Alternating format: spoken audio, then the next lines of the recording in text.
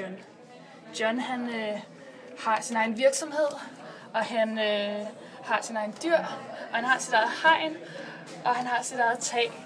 Og det er der ikke nogen, der skal tage fra ham, fordi at John, han er selvbestemmende, og han er et frit individ i det her samfund. Herovre bag Johns hus, der ligger staten. Staten har et øje, 2 øjne, og prøver at holde øje med hele samfundet. Men staten går bare i et med græsplænen. Og her, der har vi Lones hus. Og Lone, hun sætter en blomst på sit tag, fordi hun vil. Og her, der har vi Kenneth. Og Kenneth, han bestemmer selv, han tager stoffer, så derfor så knækker hans virksomhed, og han falder ned på jorden, og der er ikke nogen, der hjælper ham op. Det er bare synd for Kenneth.